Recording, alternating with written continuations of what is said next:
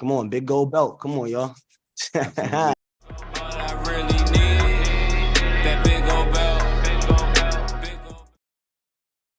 What's up, good people, and welcome back to the channel today as we're getting ready to jump into season 2 of Bel-Air, which is now returning, which means that we're here each and every week giving you that recap review show here at Big Gold Belt Media. Adversary and I are back tag teaming it as we did with season 1 to now give you coverage for season 2. Sir, how have you been? Long time. Yeah, it's been a little while, man. I can't complain, bro. Just trying to keep up with everything going on, trying to catch everything releasing. You know, they got some. It's early. It's just top of the year, and they already announcing Creed 3, the Air Jordan story. There's a lot of things in the works, man. A few new seasons of like some animes and stuff. So I'm just trying to keep up and stay current with everything. No, teach me your ways there. Yeah, the last time we've talked Bel-Air, the season finale back in March, the end of March of last year. Yeah. I think that this show really set the blueprint for a lot of folks to try to revive a lot of IPs. And while some worked and some didn't, Bel-Air is definitely on the success side of it. There was folks who had their reservations that got into it kind of late. I saw folks kind of getting into it after the complete season was available. But and we had our reservations. All those reviews are still available, so you can check it out. So we don't have to go into that. But I will say that it is extremely to the utmost joy to know that this series returned back the immediate next year, now in this year. And we didn't have to have a long wait because sometimes they can cook it up for a long time. You're waiting for a year to two, and then the momentum that it had can fizzle out. But I think this was right timing, and I'm very excited to check out this entire season. No, I agree. I think as far as reboots go, this is the blueprint for anybody, however they're gonna do it. Especially given the fact that it was originally a sitcom and they were able to evolve it into a drama, but it's still the same characters, it's still the same scenery, it's still the same overall storyline, but just it's approached differently. Like it's brilliant, bro. Like the same thing I was saying last year. Like I just did, my personal view. I think it's brilliant. I think a lot more shows should be following this blueprint. This is how you keep it exciting and interesting for the fans. It doesn't get monotonous and boring and feel like it's running on or dragging on too much. Every character has their own, adventure or storyline that they got to go through, but they're still able to do the overarching storyline and bring everyone in together. It's just from every angle, it's amazing. And I feel like even with this first episode, literally they picked right up from where the last one left off. It didn't miss a beat. It didn't nothing felt forced or different, or they tried to put this in here to appease this crowd or that crowd. Like they just doing their thing. Yeah, if it don't broke, don't fix it. Don't fix it. And I think to the kudos of Peacock and they I think have set the bar in reviving or reusing IPs or just anything of that sort. There's been a bunch of different content that has kind of drew my interest just because of what they were able to do with this. Now, granted, we all were huge Fresh Prince of Bel-Air fans, and then coming to Bel-Air, we had our reservation. Then this was a success story, but then understanding that this was only going to open up the gates for others to want to do the same. And I think again, this has been the blueprint. And then there's a Carol Baskins and Joe Izard. So Joe and Carol has a show also on Peacock, which we know about that, sort of reality show / documentary that was on Netflix. And they kind of took that and made it a dramatized version. And I thought that was really good to the same extent as saying like you took something of a different sort of medium and evolved it into a series, and it just has worked. And hopefully we get 3, 4, 5 more seasons of this show, because so far they're off to a good start. But as you mentioned, we pick up right off where we're season finale of season 1, the episode 10, the season finale of season 1. But 2 weeks out after all that happened, we won't need to recap everything that happened in terms of last season, but we're picking up where we have Will, which by the end of by the same introduction we had Will in episode 1 of season 1, we have him sitting on the throne, except now it's spinning. You know, before it was just a painting shot coming in. They were playing J. Cole, but now this one's spinning and listening to Nipsey Hussle. And they threw the Nipsey in there. Yes, right. You can't go wrong with Nipsey. But like I think the change of dynamics here is that like it was more or less felt like it was a linear shot to the throne, and now this is more of a it don't always go as planned. So that's why things are swirling here, because we see that Will's claim to the throne isn't just going to be as easy as he thought it was going to be, and obviously this is a nod to the whole like Fresh Prince of Bel-Air sort of moniker here. He doesn't really get to claim that yet, because it's just not an easy walk in the park as he thought it would be, or as the series sort of foreshadows in season 1. So now you're coming in off of this like as I said, this swirling intro to the difference of what season 1 was. But and you all get in the comments, let us know your thoughts about each of our talking points tonight on this recap review here. We'll definitely be in the comments engaging with you all. But we got Will waking up on the couch. Not so much like the mansion here, because it's been 2 weeks and he has been out of the Banks mansion because of the conflict he's had with Aunt Viv and Uncle Phil and Lou for lying to him, and even his mom and Viv and everybody having this secret, and he's sort of being the last one to be involved with it, and thus he felt like his whole entire life was a lie. But with that being said, he still understands the importance of he needs to be a man. He needs to be able to provide for his own. So yes, he's on the couch. He's living with Jazz. He's eating carry out. He's in good spirit. He's fly. He's walking in what they said, South LA. So like he's in the city. He's hollering at folks. It's a completely different dynamic than what he has been sort of I don't know what's the word, privileged in Bel-Air. But it is very similar to his upbringing in Philly. I'm not saying LA and Philly are the same, but I'm saying he's a city dude. So he gets this. Yeah, he gets this. Yeah, there's definitely relatable elements here. But yeah, he's far from Bel-Air here. It's been 2 weeks. And with all of this is happening, we know that he is taking time to process. And he's talking to everybody except for Uncle Phil as we get this sort of commentary within the Banks house as they're kind of collecting about how they're going to go about for Ashley's party. Let me kind of throw it to you here as we see this thing kind of setting up with Will getting some money. He's doing well. He's passing out money left and right. He giving homegirl at the register a little bit of tip. We get introduced to a new character, JB, at this fish shop, and he also gives Will some money. And he talks about his plan into meeting his guy Doc.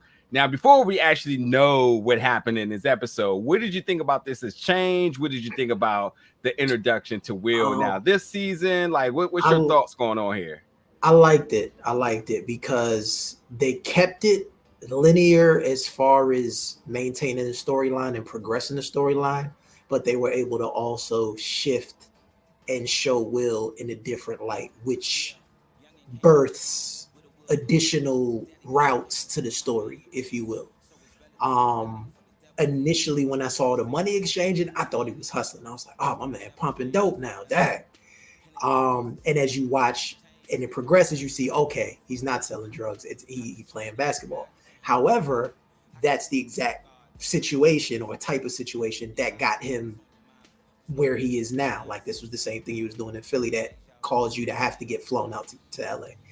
I also like the dynamic between him and Carlton, where hold on, we're not there yet, brother. Slow your roll here. Slow your roll. We I guess keeping with the intro, not going too far into everything, but just keeping with the intro, just the dynamic of where season 1 they're button heads and Carlton can't stand them, and you now see the season 2 intro, and it's almost like opposite, like, oh dag, it's, you know what I mean? It's a different, again, they're continuing the story, but they're also shifting and pivoting certain things to birth additional routes to follow the story. So I thought it was very well done.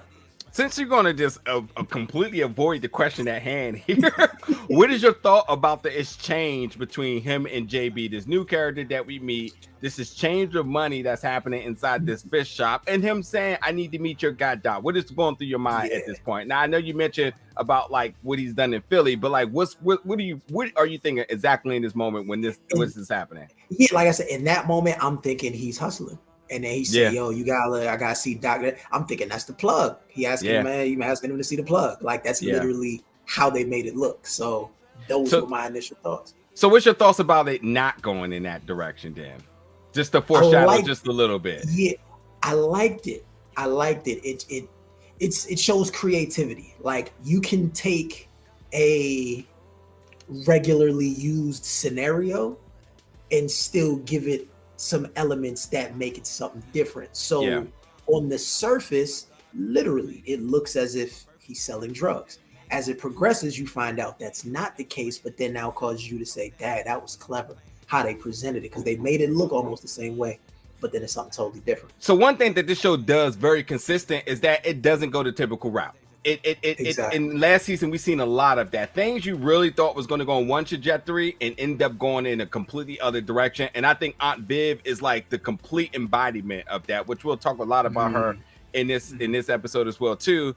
But like, and I think it has a lot to also keeping the fans on their feet, because a lot of what folks thought this show was going to be isn't. So like, I think they really do have the tools in their hand to continue to make this show special by not taking stereotypical routes, traditional routes, or just routes that you could just easily predict. And like, you can easily say, oh, black dude on the streets, he's selling drugs. Selling dope. Exactly. Why? And I do like the hustling for the hustling in terms of basketball for money. Like that's a thing that was really happening around. So like, I like to be able to see that. And I think that's going to be interesting to see how that plays out, because on surface level, it's like, oh, there's no harm in it. But I think this show is going to show you why in any bit of hustling or any involvement or just anything with Will, of course, it doesn't go as planned. And I feel like this episode foreshadowed that toward the end. It doesn't give you too much to go on other than something going to go down. Something's going to happen. Yeah. There's some motive is in there. Yeah, Beanie Siegel, I can feel it in the air. Something is in the air. Yeah, JB coming through with a grill, and then their guy Doc. I'm like, oh, okay. So we got two new characters that's going to be introduced, and we'll see how they play a part into this season. So back at the Banks home, Hilary announces that she's the manager of the influencer house. So this again within a 2-week gap, Kylo was in debt, so they worked out a deal to get him out of the house. Now that she's running, we're co-running alongside of Ivy, who did the financial aspect of it, but Hilary is going to be doing the managing aspect of it, which we'll talk a little bit about that more in a second. But Ashley, as all focus is about Ashley's 13th birthday party, all she wants is for Will to come home. That's her one gift. She's so innocent, so sweet, and she's been very much a afterthought of a character season 1. They introduced some elements of this character, coming out as queer, but yet still in the hindsight of everything else that's happening. I love the introduction of Ashley being a focal point already in this season in terms of what she's doing in school, which we'll talk about in a second. Her already getting screen time, which is important, and her having a voice that echoes through the house, through everybody, understanding that yes, it's her 13th birthday party. But understanding like, wow, Aunt Viv was a lot of the voice of reason. We also see Ashley coming in from another route that's sort of to be in that glue to the family. When Ashley says something, everybody's like, oh, absolutely yes. It's a yes. Whatever she says, it's a yes. So it's going to be interesting to see how Ashley plays a part as she truly comes within as this character truly starts to develop this season, which I gotta say I'm excited for. And I also want to say retrospectively, I hated how people were trying to bash that character last season, completely uncalled for. I know people were saying like, oh, Ashley was not queer and and it's just like all the negative commentary, but instead just watch the show. Like see where they're going with it. Just like because even with season 1, I figured like there were again like the foreshadowing or the assumptions you would make from the foreshadowing, and where even for myself personally, where I thought they would most likely go with that theme for the character wasn't near. They didn't nearly dive in or explore the way they could have. So 12 years old. That's all that needs to be said here. She's 12 years old. As she started to explore her sexuality, we see in this season she's starting to explore more about activism, which we'll again talk about in a second, in a very special moment in this episode. But back at the crib, the house, Jazz crib, Jazz is praying, and I don't know if this was ever revealed last season or if I just overlooked, but Jazz is Muslim, so we see him having his moment. He's having this moment to prayer, and even while this is even a tidbit here, because understanding that while Jazz just seems like a character who's just there for comedic relief, or he's like the attractive guy who's just going after every bit of tail that he can and whatnot. It's stating that he has religion also states that he has like discipline, morals. And so when you see these conversations he has with Hilary later on, he not just smooth talking because he likes her. He actually guidance. For sure. And he's been like there to kind of ground her throughout the 2 seasons now. But I will say the last season, it was a lot of that last season. And I think there's just like a means of just establishing that, like, he has self-discipline, and he has his own things that he works through or tries to better himself with. And so while he does try to speak to advice or to any bit of like positivity, it's because he's probably working on it himself. So I like this small little bit of a moment that you can easily just like, oh, but no, he's not a wild boy out there. He actually does, as we start to say, he's establishing himself to come from a place of discipline, and that should be important going forward as we somebody gotta keep Will in chat. Right. And I felt the same way. I like how how Jazz has been portrayed overall. I really like it because it's like kind of sort of in the vein of the sitcom, but then very different at the same time.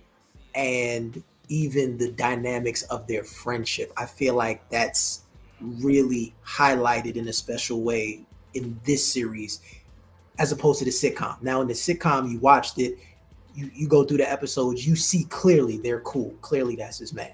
But in a lot of ways, it was presented in a comedic, simple way. Jazz was. I was gonna say Jazz was nothing there, but like, oh, we're gonna get a laugh here. We're definitely gonna get that comedic moment. Like, that's what. Yeah, the only episode and there may be more, but the main episode that I remember where you kind of got to explore or see a little bit of their friendship was the episode where Carlton went to the hood and then got gangster. And then when he was over there, they were supposed to go to MacArthur Park. And come on, Prince.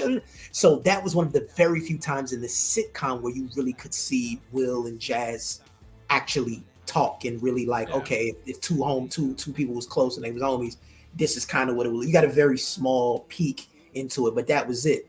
Yeah. In the series now, I feel like that element is explored in a much deeper way. It's presented in a much more broad way, and it really gives you insight and understanding to the dynamic of their friendship. Well, either that or they are allowing death by not making him so shallow in a death-free way. He has his own place. He has a record store. He has a banking car.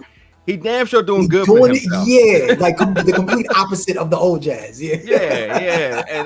And so like, it's worth to say you can respect this Jazz. Not to say that the OG Jazz wasn't respectable, but it's just like, we're gonna get a laugh. It's a different type of character for sure. Yeah. But in case anybody wasn't sure how much time has lapsed, Jazz makes it very clear that it's been 2 weeks and 3 days as Will has been near. But he mentioned, like, man, what are you up to? Coming home late and whatnot. But anyway, he had to go because Carlton was picking him up for school. In this car ride, though, being picked up, Carlton does mention that his parents is worried about him, but Will does say that he's thriving out here. And he's making money, being friendly with his money, giving Carlton money by saying, just paying you back for the thing. This ain't Banks money, but like, you deserve this and whatnot. Carlton wants to know, like, why are you being so cryptic? Like what's going on? And Will makes it very clear that, like, he doesn't want anybody controlling his life. And after that whole situation with Lou, this has been his goal, to make sure that no one sort of puts him in a box anymore. So he's sort of controlling his narrative here, to reclaim the things that he felt like he wasn't allowed to have because of, obviously, the truth. And granted, like, it's very, very easy to get behind Will at this moment because, like, we know how detrimental lies can be towards kids. And we just know, when you're withholding the truth from somebody, you really don't give them the ability to, like, be honest about a lot of different situations and scenarios here. So Will going out doing his own doesn't seem to be causing any trouble, balling for money, going to school still, and doing what he does. It's hard to say, like, well, what's the issue here? Except the issue is that, the Banks family rather have him under their household instead of just out there. But they, as we will talk about in a second, will explain to what fault they were involved with this. And poor on Viv this entire episode. And I think the aspect of him trying to control his destiny, it's very relatable. I think, especially as men of any creed or nationality, it's the same across the board. Nobody wants to feel like they can't get up and go do what they want to do when they want to do it. Most of us understand why we're not able to do that, but we also understand that if it was up to us, it would be differently. So showing him hustling and doing what he got to do to get his money by any means necessary, that kind of Malcolm X mind state in that regard, I respect it. It's very relatable. I think on top of that, if you're watching and you kind of ask yourself, well, what's the problem? What's the issue? And I like how they do, because they always like give little tidbits and hints as the episode progresses. So at least for me, as I'm watching very early on, I could already feel the sense of, like, the foreboding sense that, something is going to go left, because it's just like, it's life. That's how it works. Okay. You're doing this, you're getting by, but the means that you're using to get by are questionable at the least. Right. And 9 times out of 10, when you engage in questionable activities or questionable circumstances, usually something goes left. And so the buildup for that, even though nothing, I haven't really shown anything, but just the buildup and the foreshadowing, the sense of something is coming, I thought that they presented that very well. And it kind of gives you an insight onto, okay, I feel him and I understand why, but maybe you should go back and just be with the fam. You might be in a little over your head, essentially. I think it's what they're getting at. I'm not gonna say this line's gonna be drawn here, but there'll definitely be a conflict amongst the viewers in terms of, like, do they see any harm? And you all can get in the comments right now and let us know. Do you see any harm in what Will is doing by going out wanting to be his own and providing for himself, essentially, right. Or is he going to make the mistake like many of us that most of us would in them kind of situations? It's life. Stay under your parents' crib as long as you can, and then go out there and challenge the world. The world ain't so welcoming right away, and plus you probably need to, like, have some money in savings account and all those sorts of different things that your parents tell you the entire time, but you think you're so grown and whatnot. Right. But we see where this episode ends. But nonetheless, I at this moment, I definitely was just like, hey, listen, I'm not mad at him. My man thriving. He's fresh with the kids. Like, he's at school. He's balling. It is what it is. Rising in the ranks of popularity. Kind of carving out his own lane. Yeah. So at school, though, Carlton, again, asking what's going on and whatnot. As he mentioned, he's hooping for money. So he came very clear about what his intentions are, what is his plan. His goal is, listen, I'm gonna link up with this scout Doc, who can get me into D1 schools and maybe into pros. He's a big name, a big time scout, and he has connections. And then his when you throw around tags, you say like agent, manager, coach, all that sorts of stuff. Yeah, I'm sure it sounds a little sketchy, but it is legit. And he's balling with JB, those guy that's going to be like connecting them through. This is outside of Carlton's knowledge. This is some street stuff here. So Carlton may have a little bit of reservations, but at the same time, has no choice but to trust Will because, well, he kind of see the results. My man got money and he's in school. Doesn't look to be in any trouble, but everybody is afraid that he may go back down that trajectory where he had to leave Philly. So, and that's the thing. Even with Carlton being green in the sense of street affairs, he still has common sense. So he can look at the situation. He can look at the details of the situation and already know, bruh. Watching that reminds me of that scene from the Boondocks, the episode where Riley started fundraising and Huey came to him and said, listen, I'm gonna tell you everything that's about to happen. Man, spoiler alert, don't do that. It was the same thing. So Huey was like, all right, I can't really convince you. Whole fact, and he throws him the vest, and then he's like, "Well, damn, that does still kind of ruin it, though." But it's the same thing. It's like, yo, I understand where you're coming from, but I see the end of the road that you may not be. You know what I mean? Like I see where this road turns and ends at. Yeah. You looking at it. We family. I'm trying to get you hip. Do with it what you will. But yeah, I think it's the same thing. It reminded me of that. I know a lot of people had problems with like how Carlton was portrayed. So I mean, again, this is because people are just complaining. I mean, one, because like Carlton sitcom versus series. I don't even want to go into down the comparison, but there's obviously folks saying different. Yes, they're different. Get it? Yeah. But then they didn't like the fact that Carlton was like the very opposite of pro-black. Shall I say? But I think it's realism. If you think logically, if you step outside of the show, because that's your problem. Yeah, see, you want to speak logically about something that we already discussed for 10 episodes here. And so like we didn't have a problem with the character, and we also like the arc of the character, which I think to this season already is interesting because he's completely turned that page on everything that everybody was complaining about last.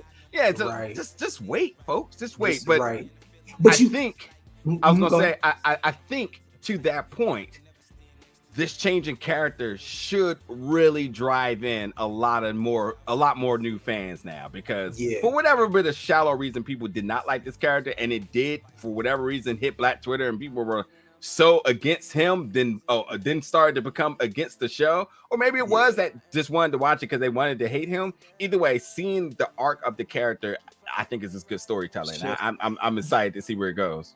I agree. I like the shift that you see developing in him, in his character. But even for season 1, I told you, by episode 5, he was my favorite. I love Carlton. I love what they did with him. What you have to keep in mind is, yes, it's TV. Yes, it's a show. However, if you look at the scenarios that the show is presenting, that's very real. He's a Black kid in a 90%, white environment. Most of his friends are probably white. Most of the people even when he was talking to Will, he was like, yeah, for fun, like I go ride boats, I go ride horses. This is what we millionaires, this is what we do. So if you just look at it logically for a second, if you were a Black kid in a place where it was mostly rich white folks around you, how you think how pro-Black do you realistically think you I don't even know why you even explain it. It is very much common sense. I mean, like common sense. Yeah, I don't know a couple of people personally, but I could imagine that like LeBron kids probably dealt with the same thing. Yeah, it's different. It's like you look like us, but you ain't grow up like us, and you got to understand, like, there's nothing wrong with that. Your people's got money; they provided you a good life. That's what it is. Yeah, I mean, a lot of communities have a lot of different mixing bowl and diversity, and you're gonna have folks that's either going to gravitate towards the diversity, or you're gonna have people that goes away from it, and it just makes a lot of different stories different, And again, I wasn't mad at Carlton's character, a complete sellout. Don't get me wrong. I'm not saying what he was doing was right, but understood that, like, in the art of storytelling, the awareness of these type of people in the world is interesting. And then look, now how he has turned the page, and as he mentioned, man, hanging with you, Will, down. it feels.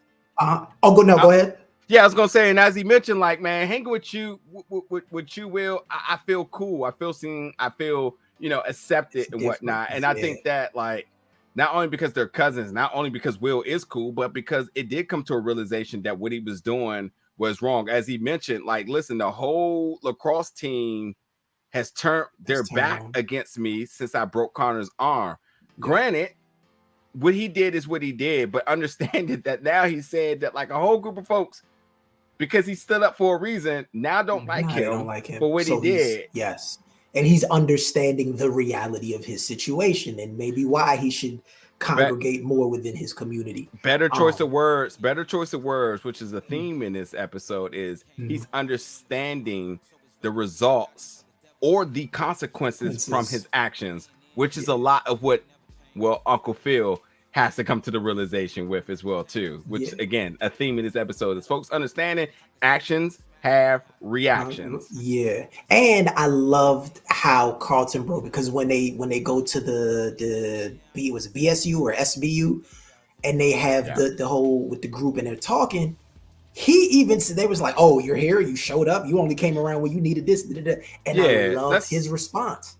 Let's talk about that a little bit, since we're skipping a few parts here. But yeah, just so Will and Carlton walking down the hall and whatnot, and as he mentioned, like, we're like the dynamic duo, the Batman and Robin thing. I knew that was going to be thrown in there, but Carlton's getting looks as he gets a look from Yasmin, and Carlton don't know how to act, but don't worry about it because Will got his back, and that ends up a plan that he puts into place that we see come to light a little bit later on the episode. Going back a little bit, we have Aunt Viv and Aunt Viv and Phil. Okay, folks, they're uncle and uncle. That's our uncle and uncle. Just in case you don't know, they better be your aunt and uncle too. I don't care who plays them. Those characters are literally our aunt and uncles within our household. So, but yeah, so Uncle Phil's going back into the office after his run for DA didn't go the way he planned, but he's going back into his firm, his previous job here. And I love that they got the actor. I don't know the actor's name, but the guy that was in that scene when he comes to, I love him. Yeah, that's my man. Yeah. But before we get to that, listen. I know it's been a while here, but the fans they want us to go in order because they're gonna be like, listen, y'all just jumping around. We gotta go through. We gotta give the fans what they want. Do it. Yeah, my bad. Yeah, all good. But they're again, the accountability of what happened with Lou and whatnot. Uncle Phil can't really find it in himself to apologize.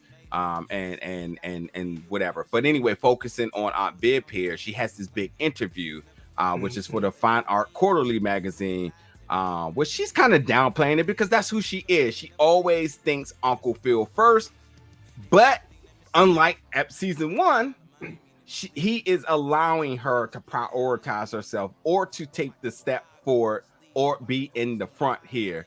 But she, as he mentions, it's hard to celebrate this win without Will being here. And obviously, while Uncle Phil don't quite see the means of rectifying this situation, this is the first dirty look from Aunt Viv. Like, Phil, listen, 2 more times of this look, and I'm gonna come across your face because he's obviously being stubborn, but also it's because of the idea of how he feels, which we'll talk completely about that in a second. Jumping over a scene now, which we just talked about. We do got Aunt Viv now having her interview. And she mentions that she wants to use her platform to give Black artists a chance. She wants to give young artists of color a platform. She's saying the things that we do actually need a lot more in society. But yes, there are a lot of folks doing that work right now. But Reed Broderick, yeah, y'all know that name, who we thought was definitely going to be another type of character. But in fact, Michael Ealy was not actually the character he typically is. But he mentioned as a tidbit to Aunt Viv and what her platform was going to be was about running big events with established artists. And well, no, she actually wants to go a little bit different here. She said she wants to curate a show with brand new artists. She's looking to change the game. Everything she said here, I'm like, amen. Do your thing. Happy for her. One of those people that's like, listen, don't forget where you came from. Not in her book. She knew she just got back in the groove in terms of rechanneling her inner artistry, and she's already wanting to give back. This Reed guy looks like he's going to be a problem after all. So we'll talk about that in fully. I'll give it to you when we actually get to like the big chunk of that, because my man Uncle Phil, he pulling up the sleeves like, all right, well, let me at him, but we'll talk about that. Yeah. This scene, and this is a lot of what I think we're going to have in this season in terms of our arc, is Will and Lisa, who the first time they talk, things aren't easy, and they've been avoiding the situation between the two of them, but they do need a convo where, well, they both, there's a disagreement here because one, Will can't come to Lisa's thing tonight because Lisa's doing something with her dad, can't go to tomorrow for Ashley party because at this point Will said he wasn't going to go, but instantly Will sees somebody with some new Jordans and he just completely just looks the other way, and poor Lisa is just looking in like, damn, but we'll see. I'll give it to you right here. What's your thoughts about this Will and Lisa dynamic being introduced as a big thing instantly? I guess I hadn't thought about it too much because, like I said, going off season one, there's certain things that I guess stand out in your mind or you remember more than other things. But I do like the way that they introduced that there was a cloud hanging over them like pretty early on. And I like the way even at the scene you're talking about, where he kind of comes in, calmly mentions it to her. She's kind of on the same page, and it looks as if, okay, they'll sit down and they'll get to have their time with you. And then the guy comes in, hey, yo, Will, look, I got the, and he's just, oh, snap, and he gone. So I like how that was presented. And then she, the camera pans back to her, and she's just like, okay, I guess we'll talk later. You know what I mean? Like, I love how they did that. Yeah. So it definitely sets the tone, and then it kind of has you watching now like, all right, what's going to happen? What are they going to discuss? What's going to come of what they discuss? Yeah. Knowing there's going to be a big moment brewing up, but I can't help but to feel for Lisa, man. She's been such a good character. So cool, she's been there through thick and thin. She's been pretty honest about everything, and she's kind of stuck her neck out on the line a lot for Will. So while Will looks like he's trying to get his life in order, he's still got some deliverables from the eye of the viewers here that he needs to get done. And this is one. Fix it with Lisa, sir. Fix it now. The influencer house, we have Ivy, played by Carucci here, which, we knew she was casted last season, but, now we get to see us here. Box a little. Yeah. Ivy with her new drink, H2 Ivy, the official drink of the house. And as this is a fresh start for the brand new house, as we're getting Sage going around, we got the Black Ass Brothers come in, which is just, I hated this scene, to be honest. I was like, this is so unnecessary. So unnecessary. But it just only displayed the dynamics between manager versus the financial backing of Ivy taking care of the money, and well, you have Hilary happen to make the hard decision where it says, look, do they know that they were fired or let go, or they have to move from here? And she said, listen, I funded the capital, I'm up out of here. I put my name on the house. Yeah, you the manager. Yeah, and I'm gonna leave because I don't like attention. I don't want all that. So, but Hilary is kind of like, oh, okay, so which immediately sends her to Jazz's house. Like she says, 2 black men ugly crying. It was a sight to see. I bet it was. But Jazz here, as much as what we talked about earlier, Jazz says, listen, to be the boss, you gotta do the dirty work, as we see him sweeping his own place. Mm-hmm. Yeah. So and as I put in my notes, like Jazz continues to ground her.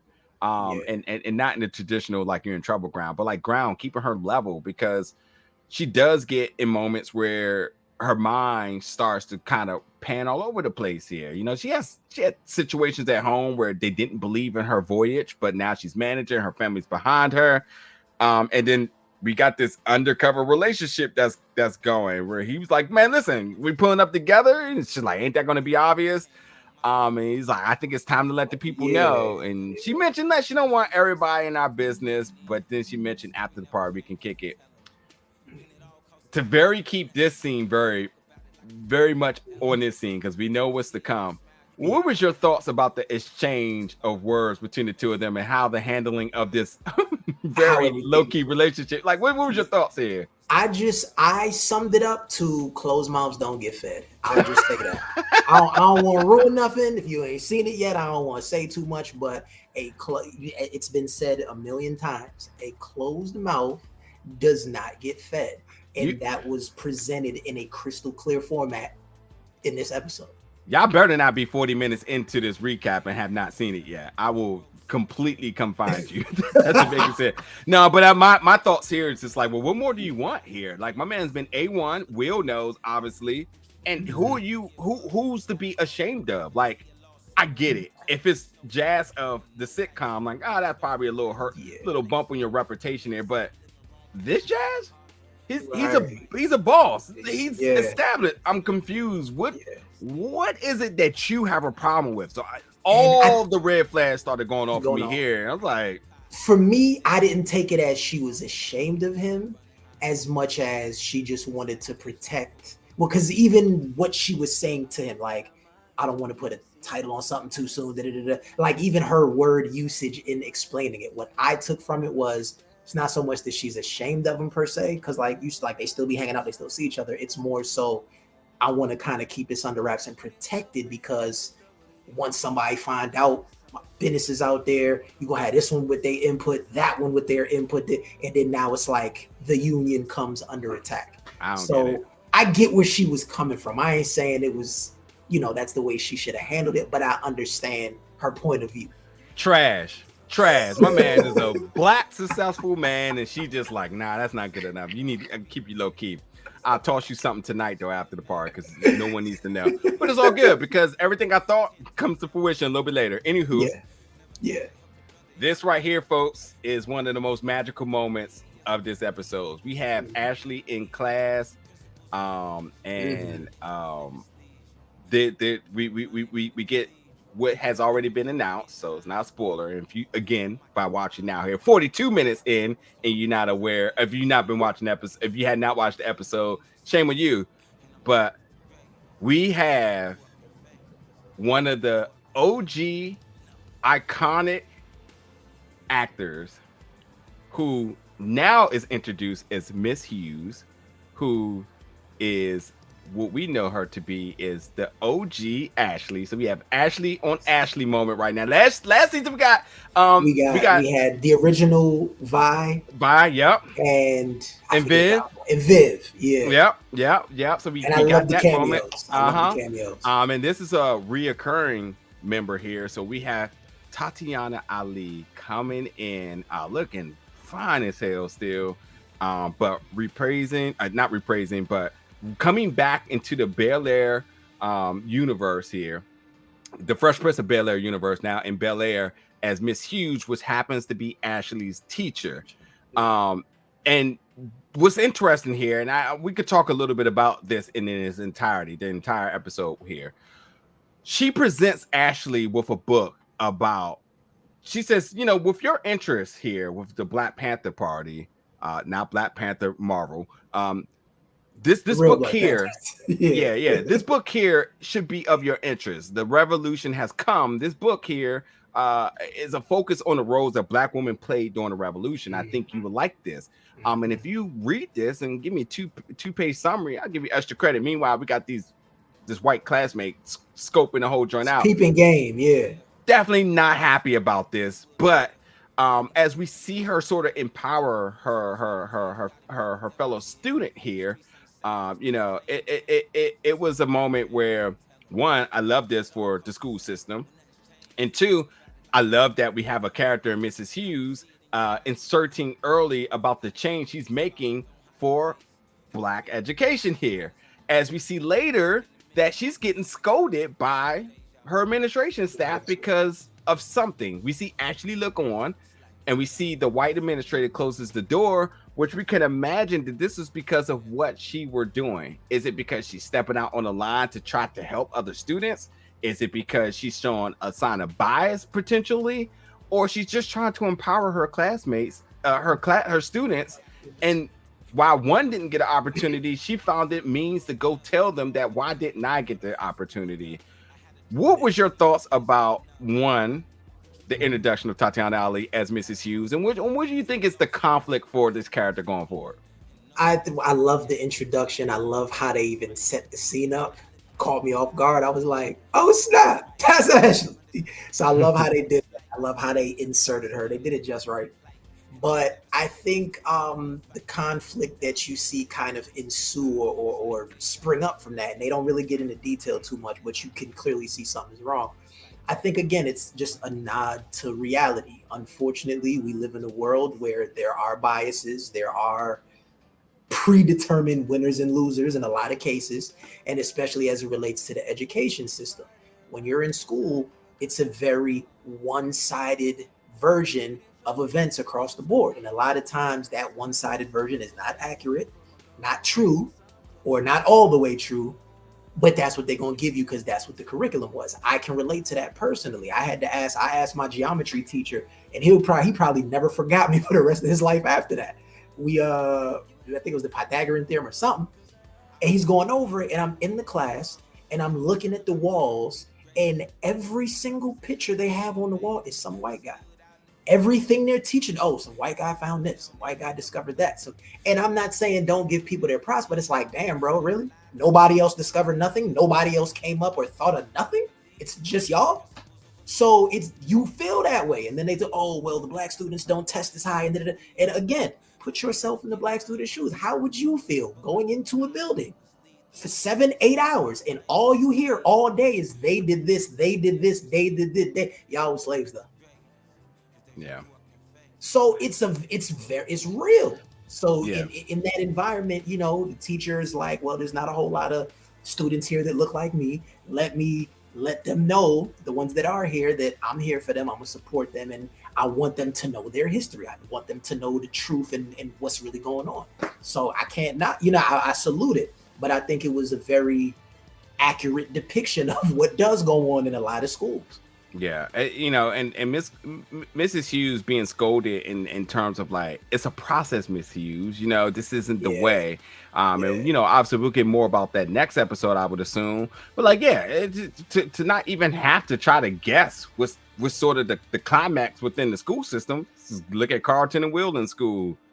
Yeah, remember that team that Carlton was very tight with. Mm-hmm. Yeah, if those type of things are allowed within the school, what makes you think it's not channeling up the whole system? Exactly. It's a fact. Yeah, it's a fact, bro. So I think it was just accurate depictions of real life scenarios, and I love how they do it. Yeah. So I cannot wait to have a lot more Miss Hughes going forward. So what we got now? So the Black Student Meeting. Yasmin's the president. This is the plan that we'll put together. You was talking about it earlier, so I give you your moment now to talk about this a lot more.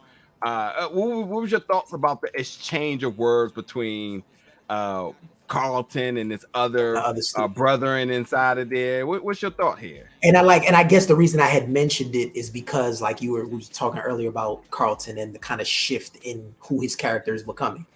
I like how Will kind of threw the oop. I like how Will tried to, stood in kind of as the peacemaker, like, all right, let's not get off track. Let's stay for. I love all of that about his effort to like keep it cool. But what I really loved was everyone's been pointing the finger at Carlton, you're the bad guy. Carlton, you're this. Carlton, you're that. And some of that is deserved. But I love the clapback. He said, yo, I'm going to keep it a buck with you. I don't rock with y'all. So all y'all do is complain. All y'all do is get together in the room and talk and don't do nothing. I can't rock with it. And shut everybody up. Tell me I'm lying. Mm-hmm. So I love the fact that, okay, I might have done A, B, and C, or I may have come across as this kind of individual. Cool. I'll take that. But in regards to that same issue, I can't really rock with y'all because this is what y'all do. Y'all get together every week and sit in the room all day and complain. And we can allocate our resources to be doing a whole lot more and actually get some things done. I love the clapback. Yeah. So I'm here for it. Yeah, I wasn't a big fan of Will's sort of trying to his method in trying to diffuse the tension by adding so much comedy to it. It's true to the Will character. But I mean, like, you know, obviously there were some things that had needed to been said here, and we should have just kept it what it was. But hey, Yasmin respected it and said, man, we need to keep hearing more of your ideas, Carlton. Show up each and every week. But before the scene is over, we do get a look from this other brethren looking over like, So I think Carlton's other response to that other look.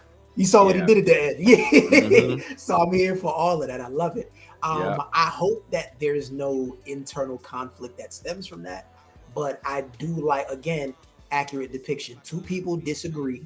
They each have very strong opinions about what's happening, but they were able to express it. It didn't get violent. It didn't get ignorant, but it was real. It's like, nah, bro, this is really what y'all be on. Like, fix it. Yeah, to be able to navigate a difference in opinions without being physical. The show being different, you know. Exactly. Maybe it's not truthful 100%, but it's different, you know. Because I can definitely see this getting a little bit. Yeah, for sure. I think it can be truthful, but a lot of times, just you know, human nature, we always get excited over the negative. It's like if you run a news story, okay, if they're running a news report, so-and-so raises money for an orphanage. Okay, cool. We'll get a little hand clap. You'll get a couple views, whatever. But tonight, Fox 5 at 6, scandal with the president or this senator was sleeping with. As soon as they give you that headline, it's 200,000 clicks. For sure. Everybody tuned in for that. They want the negative. Yep. You know? For sure.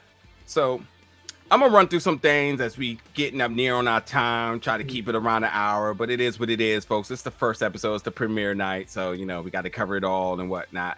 But Uncle Phil back at the firm as the DA run did not work out. But you know they did not expect for him to jump back so quick back to the firm. No one expected him to return, but they did say welcome back. There's a little bit of foreshadowing here, so it looks like we're gonna have some conflict happening now at his job of his place. That is his place. So we'll see what happens here.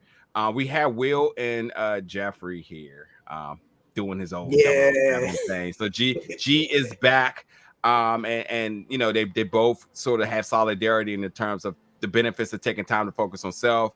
So they chat. Will talk about his whole life and how it's based on a lie, and Uncle Phil you know, pretty much standing on what he did. So they have not been talking. And Jeffrey's like, true.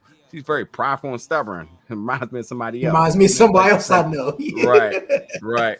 But anyway, he said, you know, I called you G because I needed advice. So, you know, that's that same sort of rapport that they had from last season. He still respects him for to be the person that he could talk to very unbiasedly. But anyway, he says, everything made him want to be more independent, and that's why he went to go do what he had to do. And he said, you know, he's good, but yeah, it's feeling like Philly all over again. And as he mentioned, you know, a real man doesn't avoid the hard things, and it seems like South LA has just been another place for you to hide. And you know, G said, your uncle loves you, Will. You need to talk to him. So Will is stubborn, but he's not without in taking advice. And you know, one talk with Jeffrey, and that was going to do something, which to the next scene we get Phil and Jeffrey having to have the talk here. And Aunt Viv is like, oh, look who's here. But incoming look number 2 of the episode for her, well, we'll talk about it. But G said, like, listen, no, this ain't for Phil. This is for the two of you two. One who drops off Ashley's gifts, which me and my man, like, you know, I've been in this family this entire time, and like, just because I'm not in the house doesn't mean I'm not aware. I don't the significant things. But he says, you know, we all love to see you at her party. Uncle Phil gives the look like, maybe not me, but anywho, he said he let him know instantly. Will reached out to him yesterday, so day has passed. He says don't want to overstep, but he sees the streets as a safe haven, and the sooner you get him home, the better. And he said he can't make Ashley's party because he's still looking for his son, folks. You know, that's what's happening right here. So he said other things to do. But you know, he said he let his own personal sensitivities with his son clout his judgment with Will, and his actions are unacceptable, and it was never his intentions to do any harm. And you know, Uncle Phil was just like, okay, cool. appreciate the update on Will. And Aunt Viv was like, I'll walk you through the door, but looks back at and Uncle Phil like, what the fuck, Because it's kind of like where she kind of know what's going on, but she kind of don't. Yeah. Only the two of them really understand what's happening. And even with her being in the room. And I think, I think G here, his apology was unnecessary. I get the character for him to want to apologize, but I mean, your apology fell on deaf ears. It really did nothing.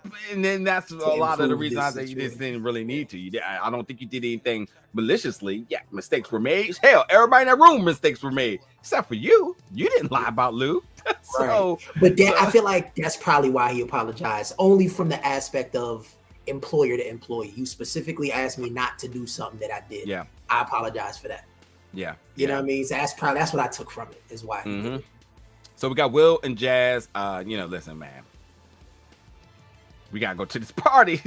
That's just what it is. But anywho, Jazz is truly trying to get rid of Will at this point. Talking about you getting too comfortable, man. And he just doesn't want to see him have beef with his family. And you say you can't just keep avoiding him. And then he mentions about him and Hilary, being a secret and whatnot, but they're going strong, but she's not ready to commit. But Jazz say just keeping his options open. Yeah, that's a lie, but it's okay. We don't need to talk about it right here. He talking a big game, but he loves some Hilary, and that's all that is. But Will gets the call. Oh, go ahead. Oh, and I was just gonna say on that piggyback on as far as like the whole that scenario.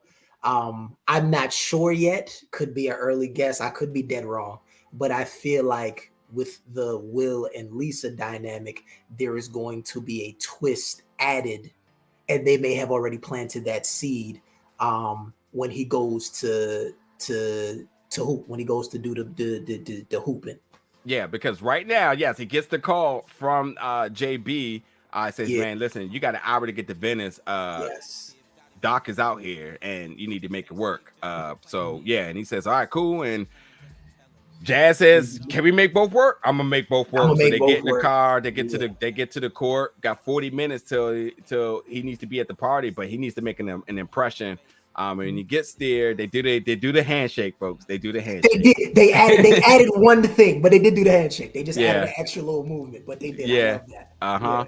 But he's getting there. He's strapping up his LeBrons, and Fluffy the dog is there with this new character in Jackie, who Jackie got swag. She's not so welcoming initially, but she dropped some knowledge into Will's ears. Said, listen, man, you want to get linked up with Doc? Obviously, she's a regular here at the courts. Which if you've ever been to Venice, you already know what it is. It's definitely a spot to just hang out and chill. But like she said, like if you want to get linked up with him, you need to make an impression, which to me, I'm like, okay, so everyone already knows that, but okay, cool. Right. Sounds good coming from you because you know what it is.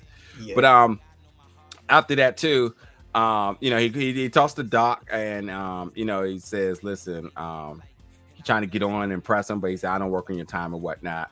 I think I switched that a little bit, but it's okay. But at the moment where they have an opportunity for a one-on-one, it's Big Dre versus Will, game to 7, win by 2. We quickly get a scene of Lisa showing up to the party with Aunt Viv and wanting to know if they talked to Will. I've heard Will talk, but they said not yet. But Will out here balling, and that's what it is. And he wins the game, and he makes an impression. He goes and talked to Doc, and he said, listen, I checked your stats, but like I'm not just ready to pick up new clients just yet. But it is what it is. He jumps into the car, and they got to go. Let's go. He's made an impression on more than just Doc. So I'm interested to see now if that expands into anything. Oh, for sure. He's not such a quiet commodity anymore now. You play on Venice, you make it. Look, influencers go to Venice to make videos because they know what it is. And like honestly, folks, like if you know anything about like the Venice ball scene, like it ain't even just like a pickup game thing. Like influencers pretty much have like reservations on when they play so that they don't step on other people's content. So it's a complete like thing out there. So him coming out there making a name for himself, while it seems sort of innocent right now, absolutely is going to stir up some trouble. Something. Yeah, he's not going to be such a quiet commodity. Like, who's this guy? It's definitely going to be like okay, let me keep an eye out on this guy. Yeah, Yeah. you're gonna have other people coming into the city and everything, trying to size him up. You know, he beat Big Dre, but that ain't what it is. That just ain't going to just be what it is. It will be more to that. Done. Exactly. Yep. We get to the party, the Ashley's 13th party. Ivy got the stand popping. Hilary want to know, damn, listen, we gotta talk. We supposed to be equals here, but you know, said, listen, Hilary, you are a boss. I'm just trying to bring it out of you, as Ivy tells her. But anyway, running to the boat, we have Jazz and Will, and they're getting cheers. I thought this was completely corny, but it's okay. Like seriously, I did not like that scene, but it's all good. But Jazz is on the boat. He's partying.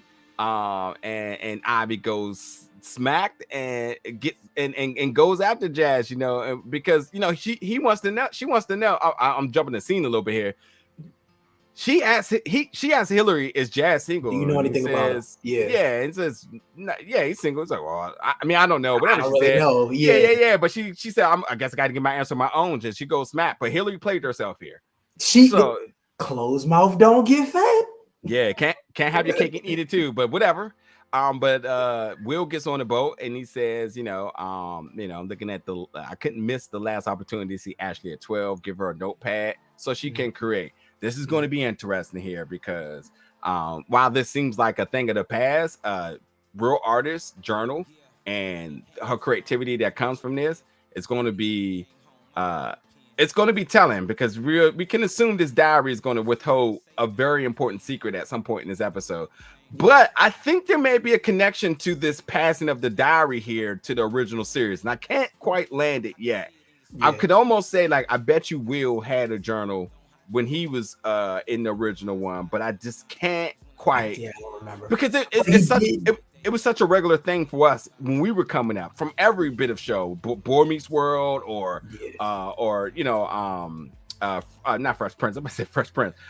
Family Matters. These things were normal, but I think there must be a connection here to why they wanted to ensure that she got a journal, whether it's gonna play a part into the season or this is some type of callback of some sort. Y'all can let us know in the comments. But what are you gonna say? No, damn, what was I going to say about it? Oh no, when he gave her the journal, he did tell her, like, yeah, I had one when I was about your age, and it really helped me to and then now I hope it does the same for you. So he even kind of gave her that tidbit, like, yeah, it's almost passing the torch, if you will. Yep.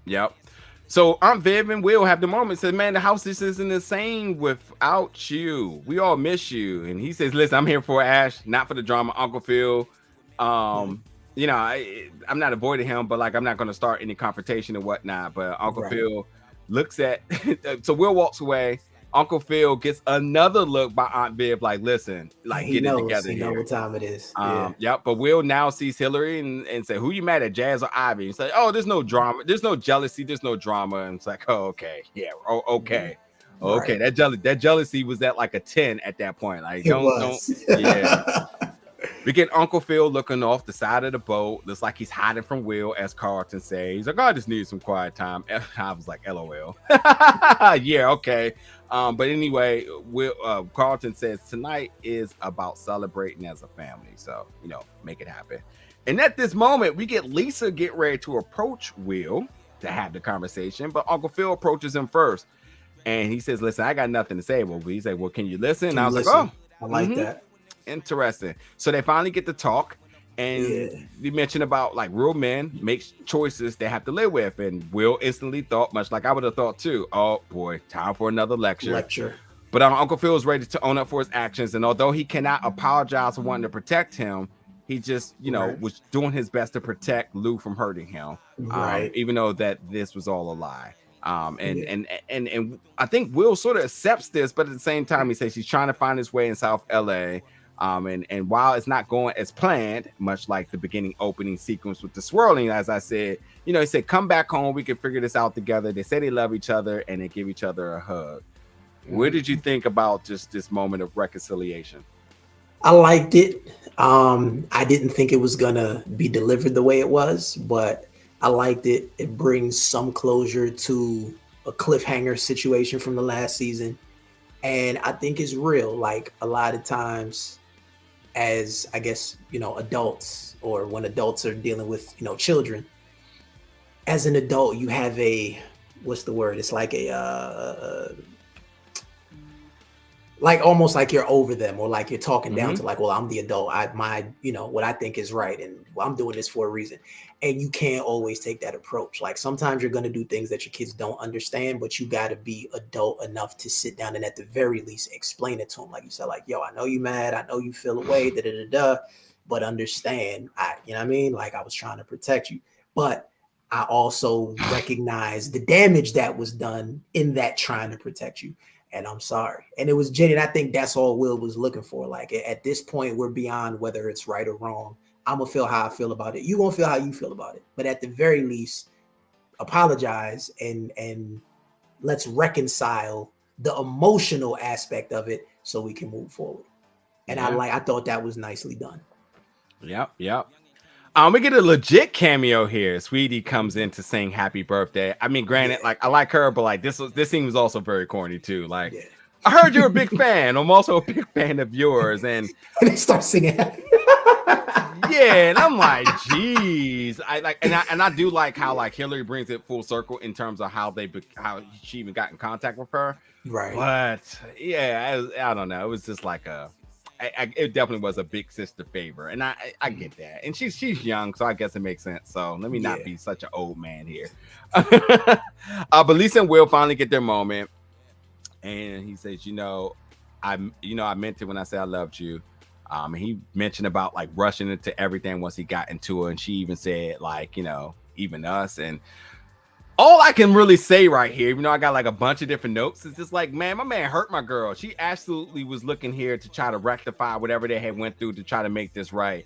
And I think Will was this sort of he mentioned like we're going to go on a break, and he said he didn't want to bring any more drama into her. And he also said like, because this had a lot to do with him hiding from who he is. And I think that's because like her dad could not accept who he was. Right. And because of the conflict with that, and he's just going to be who he is, and that may not work for their situation because of their dad, which I think is a cop-out, honestly, because Lisa rode for him the entire time. And obviously his family accepts Lisa, and Lisa's always going to be around. So, but it's going to be the Hilary thing. At the end of it. And I think again, depiction of real life. I feel what you're saying. Like at the end of the day, you like her, just do you, bro. Figure it out. But on the flip side, I understand where he's coming from. I love you. Like it's like DMX said on the first album: you love something, let it go. If it comes back to you, it's yours. If it doesn't, it never was. It's reality. It's truth in that statement. I love you. I would in a perfect world, we would be together forever. But right now, what I'm dealing with might blow back on you. Like it's a lot going on. It might create additional turmoil and put us in a position that maybe we can't come back from. So I have to make the difficult decision and step away from you so I can figure it out. And then from there, like he said, if it's going to be something, it's going to be something. So it's a tough call on either side. You're making it sound so mature.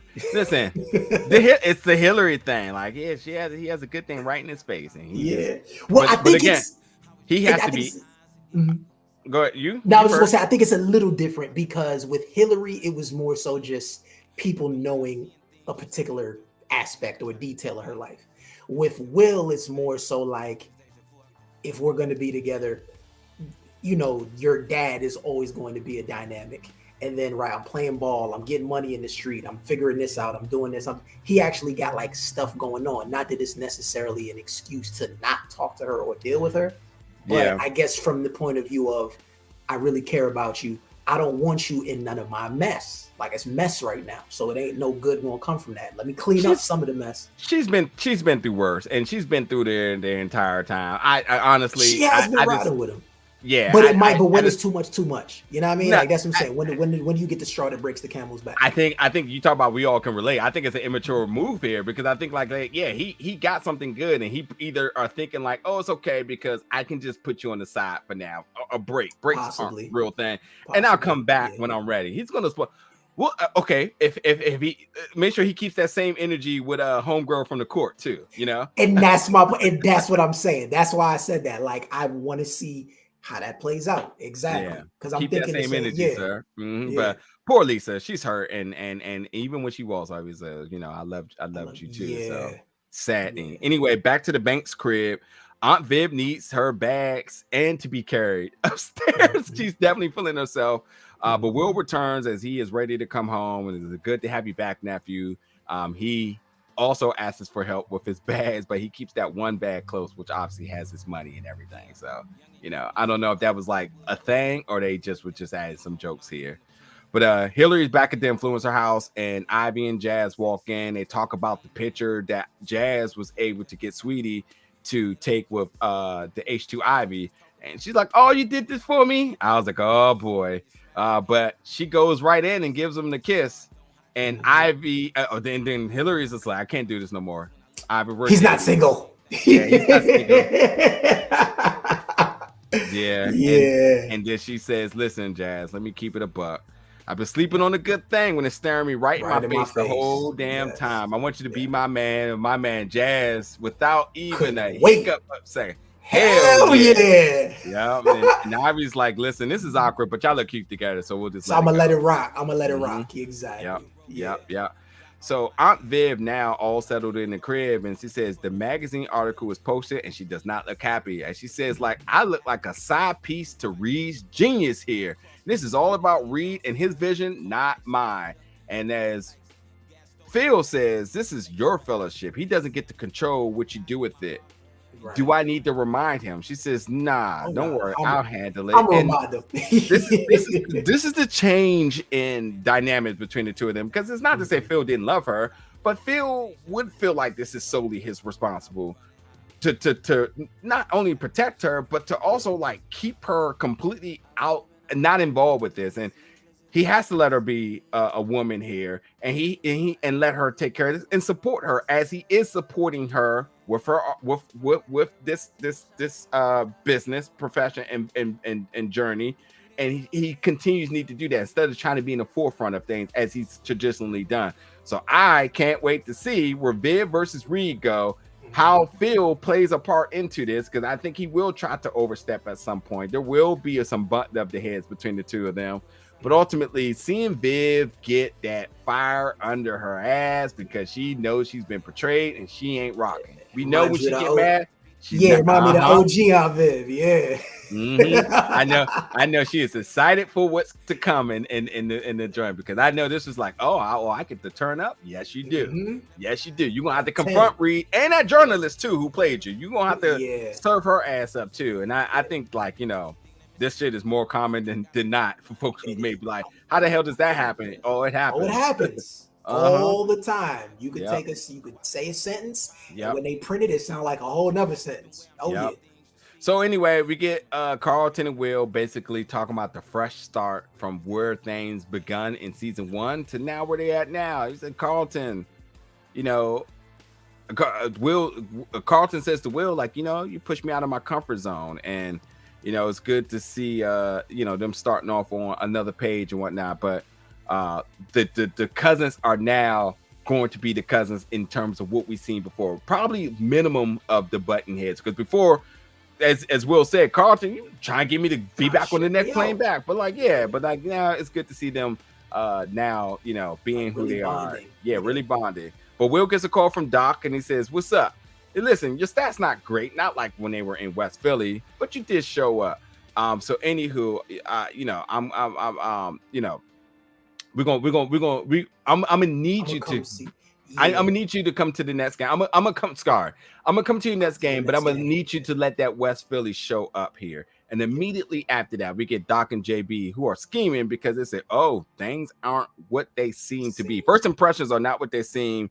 As JB said, "I'm glad you decided to give him another look." And after they see his stats in terms of what he's done, they turn to the next page where they see the headline of Billionaire Banks, which, well, he's a part of. Different motives are on the way here. So that is everything for tonight's episode. For you, adversary, anything else you want to touch on in any part of this episode before we wrap up? Now, I want to say, I think you covered pretty much everything. I think we touched on pretty much everything without being over analytical. It's a great episode. I would just leave with the great episode. It picked up right where it left off from season 1. The writing is still impeccable. All the elements that made the show successful, in my opinion, are still very much present in the second season out the gate. I don't see any signs of slowing down or anything being not up to par, and I just can't wait to see what happens next. Like, I'm all in off jump. Yeah, I'm waiting for more cameos, whether it's just people like Sweetie showing up in this episode or folks from the OG project. Does Will, like, you know, the actual Will Smith, does he show up? Does he show up as somebody? More about Tatiana Ali and Mrs. Hughes. You know, now that Will's back in the mansion, what does that look like now? Will and Lisa break up, and how does that kind of come apart, and how does Jackie play a part in all of this? And Jeffrey continue to voyage out looking for his son, and what happens with his situation with the banks and his appointment with the banks, and then Hilary and Jazz making their relationship official. It seems like a positive thing, but what drama may come from out of this? So there's a lot to kind of really prepare for here. But folks, we're here each and every week after the conclusion of Bel-Air airing. And then you know, jump to the YouTube, get up on this, and jump in the comments, jump in the chats, let us know your thoughts about each episode. And if you haven't subscribed, do so. And if you like what we're doing, let us know in the comments, all of that good stuff. But yeah, we're here each and every week, folks. We appreciate you coming out for this one. We'll see you back next time. Already.